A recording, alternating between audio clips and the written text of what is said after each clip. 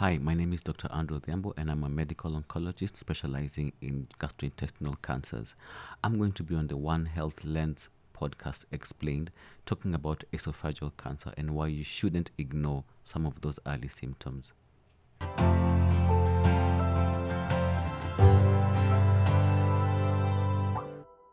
Hello, welcome to the One Health Lens podcast explained, where we have conversations on health and medical conditions. I'm your host, Dr. Diana Wangari Gitao. As always, we have a very important guest, and today we'll be talking about esophageal cancers. He can introduce himself. Hi. Thanks, Diana, for having me. My name is Dr. Odhiambo. Yeah. I'm a medical oncologist specializing in gastrointestinal cancers. Yeah. Thanks for having me. Absolutely. I mean, esophageal cancer sounds like a big word, right? Yet it's one of those cancers that I know most of us probably have encountered, not just from a medical side, but also from just a patient interaction, right? Because the symptoms are something that's quite obvious, right? And so maybe just introduction, right? What's the esophagus? What's esophageal cancer? What's the incidence rate? Yeah. So thanks for allowing me to discuss this very topical issue. Esophageal cancer is a big problem in the country. Esophageal cancer is the second most common cancer in men and third most common cancer in females in the country. And recent data suggests that Kenya could have the highest number of cases per 100,000 population in Africa, strongly competing with cancers with countries in Southeast Asia that have a lot of these cancers as well. The esophagus is a hollow tube. Think of it like a big straw that connects the back of your throat to the stomach. Apart from just allowing food to go down without spilling into your lungs and so on, that's probably the only work it does. And any part of the esophagus can be affected by cancer. The reason it's a big problem is this cancer immediately threatens one's ability to eat. If you can't eat, you will starve. So most people, when they start getting sick, it normally starts with pain on swallowing. Okay. So most people ignore. They think it's a sore throat, and then they think it's reflux. They go to the pharmacy. They're given medicine for ulcers. They are checked for H. pylori. It's found positive. They're given big boxes of medications to take until they start having difficulty in swallowing. And so, obviously, someone could get scared that maybe I'm having cancer. So people just ignore until they can't swallow anything, not even saliva. Patients walk into my office with small cups of things and they're spitting every 5 seconds, and it's not a very interesting sight to see. Patients are usually very weak and they are malnourished because they've not been eating for many months. So even these patients are very difficult to optimize for treatment.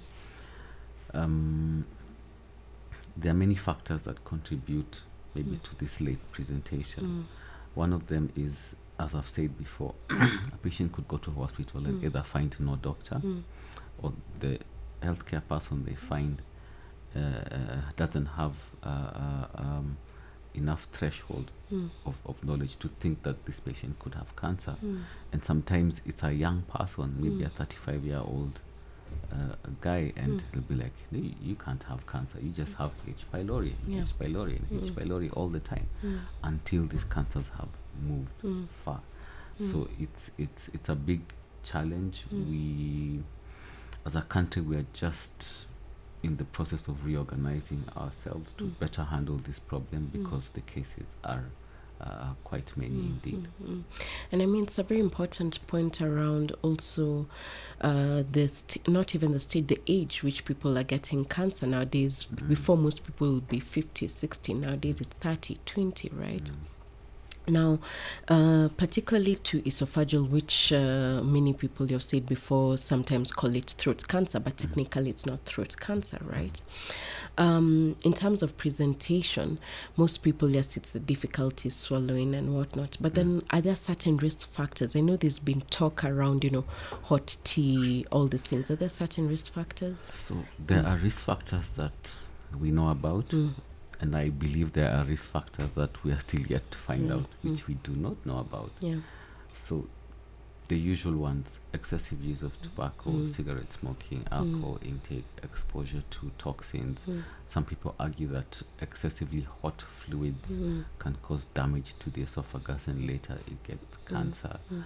Is it the traditional breweries that we're taking, the things that we store these brews in, the mursik gourds and the soot, and there's lots of theories about smoked foods and so many things. To substantiate this observation, you need high level research to be able to prove whether something is responsible for the other and not. As a country, we've just recently started giving grants through the NCI to researchers to give us these answers.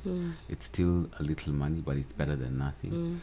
Actually, the government should be spending quite a significant amount of its budget on health research, not only cancer, but many of the other non-communicable diseases.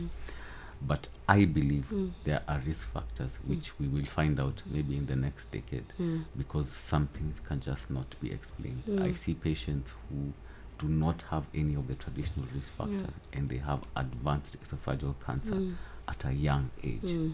So that 24-year-old with esophageal cancer who has never, even if they've smoked, how long have they been smoking exactly. on this earth to get to esophageal cancer at the age of 25? So there are answers that we don't know about. There are those that we know are there, and there are those that we don't know. Keep in mind that there are two types of cancer that mainly affect the esophagus. There's one called squamous cell carcinoma, and another one is called adenocarcinoma. In our country, more than 93% are squamous cells, so that's the more prevalent type that we have.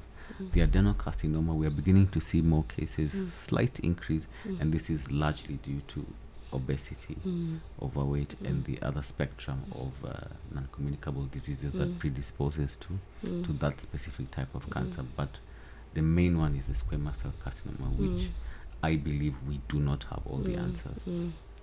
It's interesting. I mean, this is one of those cancers again that in many ways it's more around even management, because I do remember a colleague who says, her nanny actually, as you said, it's a history of they ignored the symptoms, or they were going to a clinic somewhere and then they're being given different medication. By the time she's coming, she's lost weight, she's not able to swallow, right? And it becomes, it's about managing, right? So then let's start off by the diagnosis. How do you diagnose? So esophageal cancer it's fairly straightforward to make a diagnosis. If you have the symptoms that make the doctor suspect the difficulty in swallowing, pain in swallowing, then we would do what we call an upper GI endoscopy, which in simple terms is the doctor puts a tiny camera through your mouth and goes down through the esophagus into the stomach, looking for any growths or tumors. If we find a growth, then a tiny specimen is taken out and it's taken to the lab, and then the pathologist is the one who will tell us, yes, this is cancer, and this is esophageal squamous cancer or adenocarcinoma. Once the diagnosis is made, then the next step is, what stage is it? For us to know that, then you'll need to do the scans. It can be CT scan or PET scan, and once we do that, then we know, is it early stage or late stage. For those with earlier tumors, we now have new tech. Okay, it's not new, but it's relatively recent in the country. It's called endoscopic ultrasound. So the doctor actually puts an ultrasound probe through your mouth and can look at the tumor and the surrounding lymph nodes from the inside. But by and large, most of the patients will be staged using a CT scan or a PET scan. Then that's where the drama begins, because the stage determines what we do. I'll give you a typical scenario of a healthy young male, maybe 48 years. Let's say he's diagnosed with a stage 3 esophageal cancer at the middle part of his esophagus. So the typical treatment would be about 4 to 5 weeks of chemotherapy and radiotherapy concurrently. This treatment can be fairly, what's the correct word to use? It's not something that you'll go through quite easily, because the esophagus is receiving radiation treatment, and that can come with complications. But we know this complication, and we always anticipate for it, and we know how to manage it. The older you are, or the more advanced tumor you have, meaning if you came to me already malnourished, very weak, lost weight, then you're likely to have more side effects during this treatment. But it is doable. Okay. So once it's done, you'd have a break for about a month, and then you'd come back for surgery. The surgery is a major surgery. It can be quite intricate, and you need a highly skilled surgeon to do this. Not just any surgeon can remove the esophagus, because it's actually a multi-stage kind of surgery. But it can be done. We have been doing it in the country for many years. So once it's done, after recovery, for most patients, that's normally enough to get them cured. There are some, depending on what we find after surgery, whom we can give immunotherapy after surgery, or sometimes even chemotherapy after surgery. So this treatment journey is long. It's quite intense in the beginning, and it requires, again, a team of doctors to take care of the patient and plan every step for the patient. So typically for our patients, before we start anything, the team has to sit down, look at the images, look at the pathology report, put everything together, look at the patient. Is the patient fit for surgery, or is the patient not fit for surgery?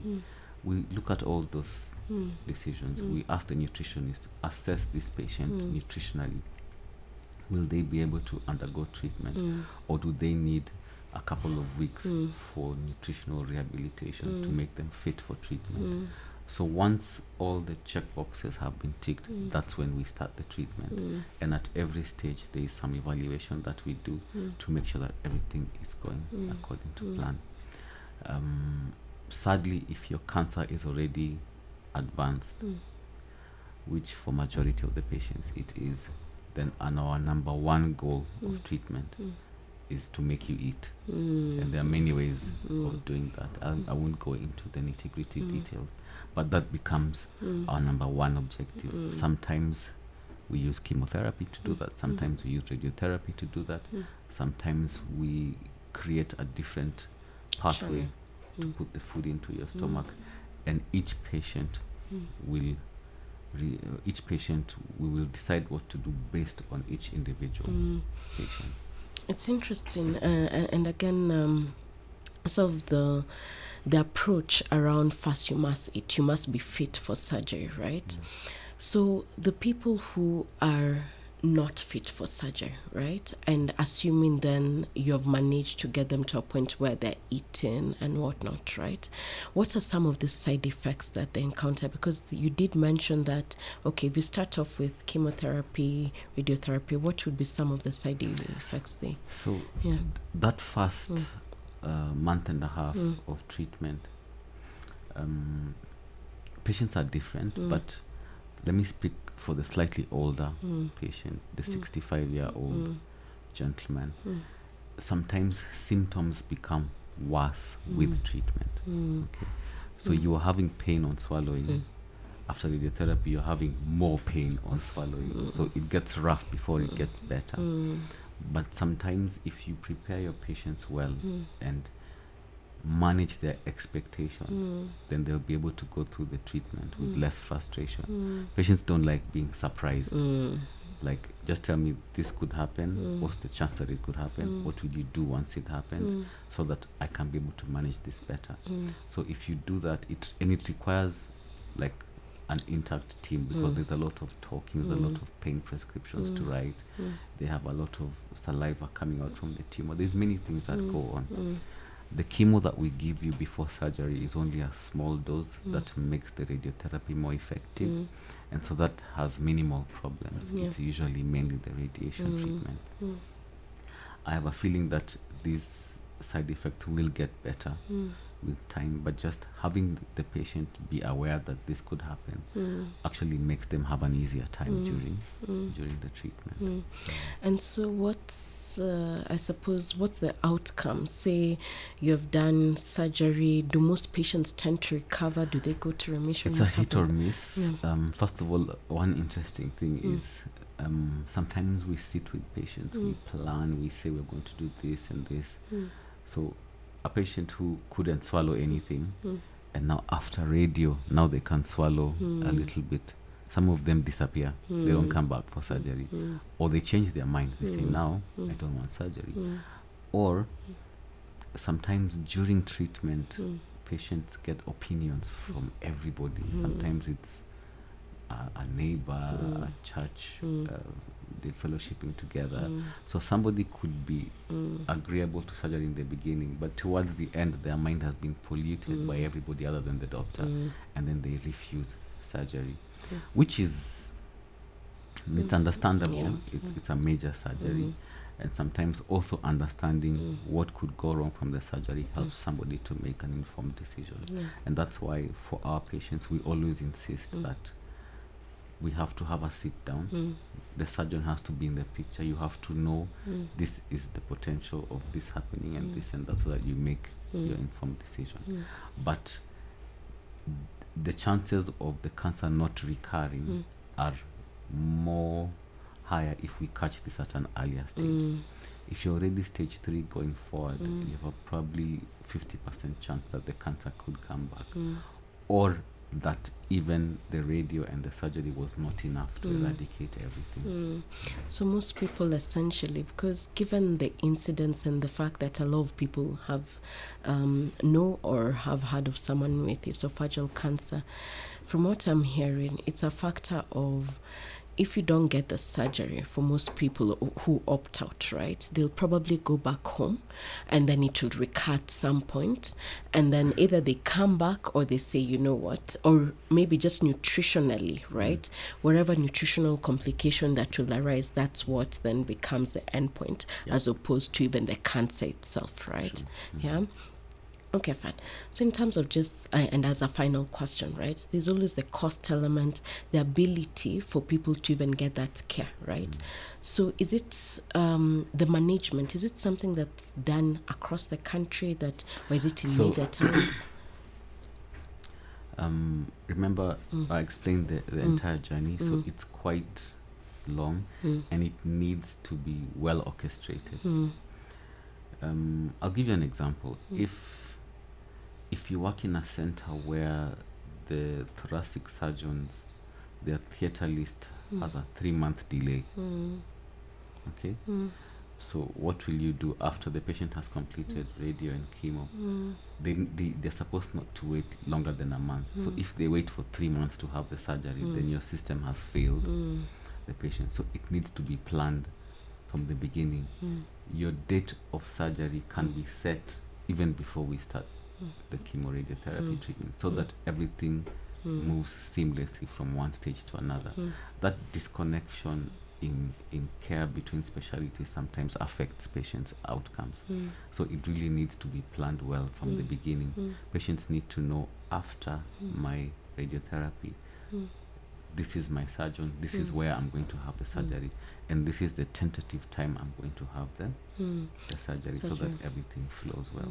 So that requires a comprehensive center to offer that treatment. If you're having chemo and radio in Garissa and there is no surgeon there to do that type of surgery, then what are you doing? Exactly. It can still be done there, but you already need to have planned with the surgeons in Nairobi that patient X is completing treatment in 24th February. By first week of April, I need them to have surgery. Do you have space? Can you book them? Okay. I know I said that was the final question, but No problem. No problem. this one is the final one. Yeah. Screening, right? Because we always wonder, what do I do? And I know it's a difficult question, but esophageal cancer is one of those that we are still trying to find the best way to screen. There is a lot of work currently going on, especially in the North Rift, about trying to use special stains or special kind of lights to see if we can detect these tumors before they even form growths. Okay. Do we have the best way to do that currently? No. But we will get there. The only message I could probably pass across to the listeners is, if you have anything called heartburn or reflux or whatever name you want to give it, if it's something that is not going away with regular treatment, please go to the specialist to be checked. You could be having esophageal cancer. I think if that sinks in, then there'll be some things are patient initiated. You could find a healthcare provider who is ignoring you, but you can always go for a second opinion, a third one, a fourth one, until your answers are answered. Until your questions are answered. Until they're answered, yeah. Absolutely. Thank you, Doc, for You're most coming. welcome. And thank you for joining us. We'll see you next time on the One Health Lens podcast.